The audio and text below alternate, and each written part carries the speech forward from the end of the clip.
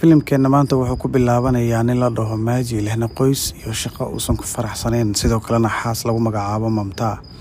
xiriirka ka dhaxeeya asaga iyo xaaskiisa ma fiicno. waqti lama qaato si khaas ah xataa jirkeeda ma uusan taaban inta uu qabo. waqtigii hore qoysku waxay lahaayeen ganacsi toliinka dharka ah iyo naqshadeyntiisa. ganacsigaas waa u khasaaray waqti hore. sidaas daraadeed waxay ku qasbanaadeen asaga iyo qoyskiisaba inay ku noolaadaan guri doqosha. aroortii hore ayuu maalin walba baaskiil duqa ku aadaa shaqadiisa, laakiin walaalkiis Jugno dhibkaas kuma jiro asaga oo nolol fiican ayuu ku nool yahay kadib markuu guursaday haweeney taajirad ah. haddaan ku soo laabana Maaji wuxuu ka shaqeeyaa dukaan lagu gado qalabka wax lagu talo sida harqaanka iyo wixii la mid ah. booskiisa waa qof xun oo aad u yasa. maalmaha ka mid ah ayaa Maaji lagu casuumay xaflad aroos ah oo ay qabeen reerka booskiisa. guriga markuu ku soo laabtay ee uu sheegay qoyskiisa, xaaskiisa way ka diiday inay raacdo maxaa yeelay dhar fiican oo ay ku tagto ma haysan ayada. Maaji wuxuu ku fakaray inuu dhar u talo oo ay ku tagto arooska. wuxuu ku guuleystay naqshad cusub inuu u talo xaaskiisa. markii xafladda tageen waxay qoyskii ogaadeen in qoyska arooska qababa yasayaan hoosna u eegayaan ayaga maadaama ay u arkaan inaysan isku heer ahayn. sidoo kale waxaa diiday inay sawir la galaan labada lamaane ee is aroosaya. waxaa lagu amray Maaji inuu u adeego martida. markay cunada dhameysteen martidana waxaa lagu amray Maaji sidoo kale inuu ka qosliyo martida ayna iska dhigo. Hello बोलो भाभी को भूख लगी है चिकन ये ले आ गया चिकन आ गया अरे रोटी है चिकन नहीं रोटी है. arrinkaas oo martidu aad ugu farxeen laakiin ay ka xumaadeen kana murugoodeen reerka Maaji gaar ahaan xaaskiisa. markii ay guriga imaadeen reerkiisa waxay ku canaanteen inuu iska daayo shaqadaas. Maajina waa uu diiday asaga oo ka baqaya inuu khasaaro sidoo kalena uu dhib galo. maalintii xigtay wuxuu aaday shaqadiisa waxaana ka caraysiyay wiilka booskiisa aad ayuuna u carooday. wuxuuna kontarooli waayay dareenkiisa ilaa uu booskiisa sidoo kalena ka xanaaqo kana buriyo shaqada, sidaasna ku waayay shaqadii ay reerkiisa nacbaayeen.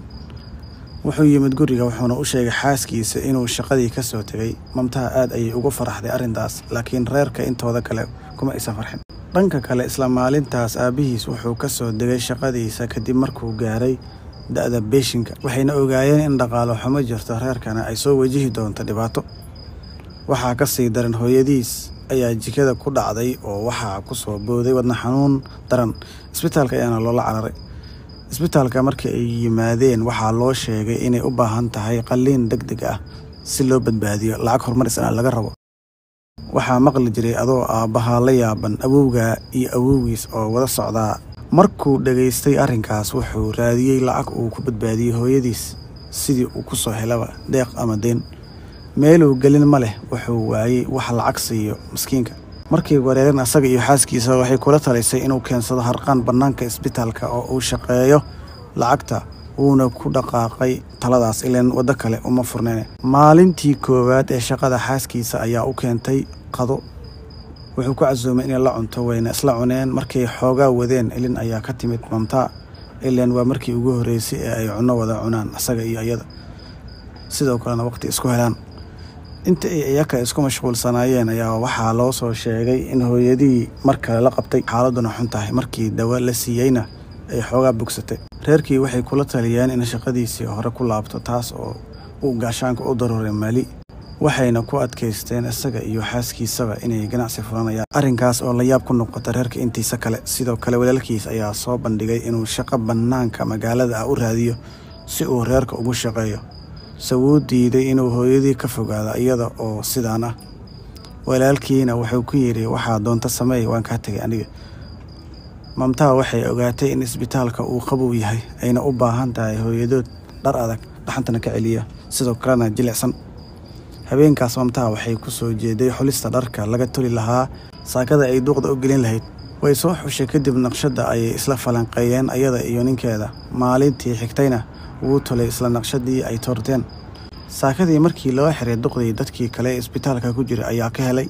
weydiiyeyna halka laga helo. waxayna ku dhaheen annaga ayaa tolnay. way dalbadeen in loo keeno saakadaas oo kale.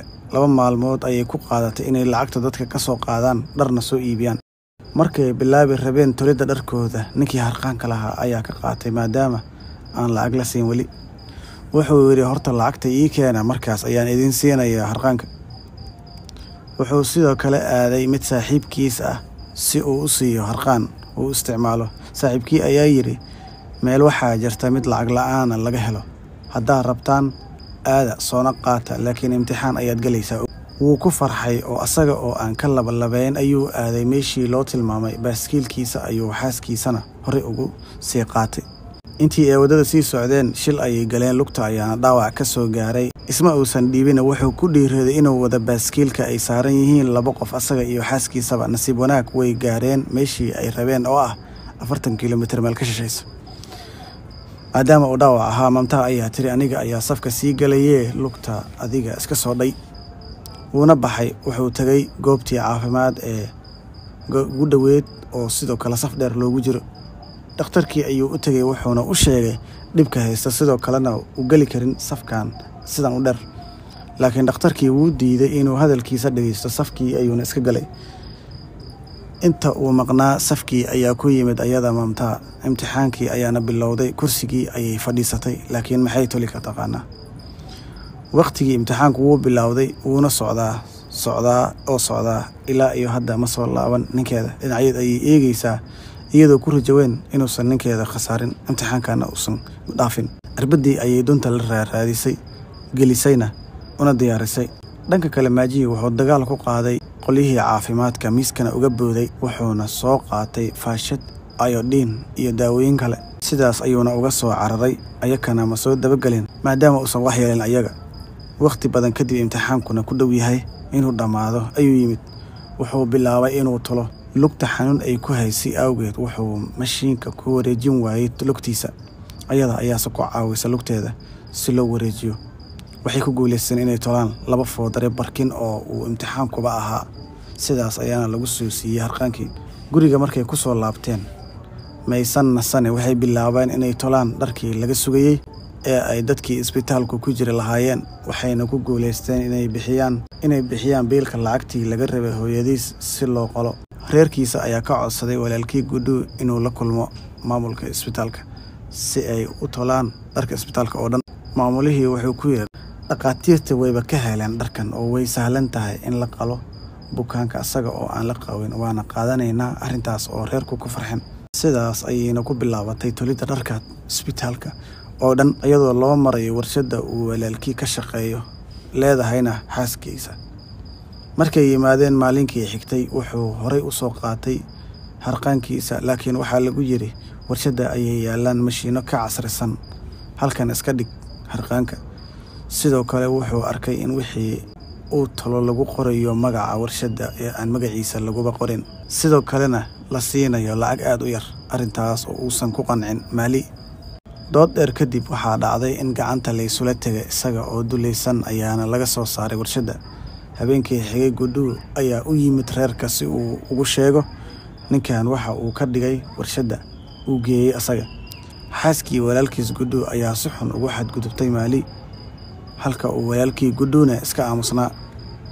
Maali wuu carooday, wuuna caayay xaaska walaalkiis, taas oo keentay in Guduu dharbaaxo Maali. halkaas ayuuna ku xirmay hadalkii dhammaa.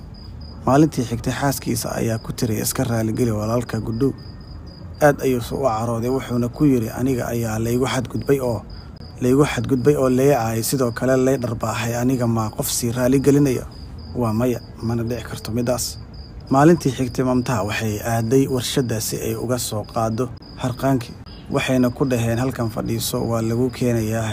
uma aysan keenin. waqtiga markuu dhacay ayay iska soo laabatay iyada oo aan wadin harqaankii. waxayse soo ogaatay in naqshadooda la rabo in la iibgeeyo, sidoo kalena magac kale ku qoran yahay. tartanka fashionkana lagu soo bandhigi rabo.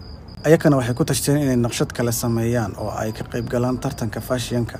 wayna guda galeen. reerkana waa laga qariyay dhammaan qorshahaas. naag dariskooda ayayna ka codsadeen inay harqaan siiso, waxayna ka ogolaatay inay siiso maalin kasta waqti aad u yar. maalintii xulidda tartamayaasha ayaa la gaaray. waxayna tageen xaruntii diiwaangelinta ka socotay. dharkooda ayayna soo bandhigeen, waana lagu daray tartamayaasha. waxaase ogaaday walaalkii Guduu, waxaana loo soo diray inuu carqaladeeyo. wuxuu ku yiri shaqo ayaan kuu soo helay, waana bannaanka magaalada ee aad. laakiin wuu diiday si cad. Reerkana waxaa u caddaatay waxa uu damacsan yahay, wuuna u sheegay arrinka uu damacsan yahay oo dhan. wuxuu isku dayay inuu aabihiis ka dhaadhiciyo qorshihiisa, laakiin aabihiis kuma qancin arrinkaas. dood dheer kadib aabihiis wuxuu yidhi waan kaa aqbalay, laakiin hal shuruud, waxayna tahay haddii aad guul daraysato inaad ka shaqayn doonto shaqadii aan aniga dooro. diyaar ma u tahay arrinkaas? Wuxuu ku yidhi waan ogolahay. sidaas ayuuna waqti ku siiyey. waxay bilaabeen dad badan inay soo aruuriyaan oo ay u sheegaan inay dhar naqshad cusuba toli rabaan, waxayna ku guulaysteen qalbiyada dad fara badan. wayna bilaabeen tolid dharka. aabihii markuu arkay dadaalka wiilkiisa wuu taageeray oo meesha lagu tolo ayuuba yimid. naqshadii cusbeedna waa la soo saaray. maalinkii tartanka ayaa la gaaray, waxaase dhib ka yimid. moodalistayaasha xayeysiinaya ayaa la waayay maadaama uu dhaqaale jirin. waxaase masraxa koray qoyskii oo dhan. maadaama aysan aqoon u lahayn sida loo socdo iyo xayeysiinta, waxaa yaraatay fursadda ah inay guulaystaan. maali oo aad u niyad jabay wuxuu ku yidhi reerkiisa waan baxaynaa ee isdiyaariya. mid saaxiibkiisa ayaa ku yidhi suga inta fashionka ka dhammaanayo. wuu aqbalay isaga oo ka xun, se bannaanka ayuuse u baxay. muddo kadib waxaa soo wacay saaxiibkii oo gudaha xafladda ku sugnaa, wuxuuna ku yidhi kaalaya imaada. markay tageen wuxuuba ogaaday maani in dharkiisa uu ku guulaystay tartanka. sidaas ayuu ku helay abaalmarinta sanadkan, wuxuuna ku maalgeliyay ganacsigiisa, waxaana u bilaabatay nolol fiican. wuxuuna noqday qof caan ah sidoo kalena taajir ah. filimka magaciisa waxaa la dhahaa Sudaga 2018 ayaana la sameeyay.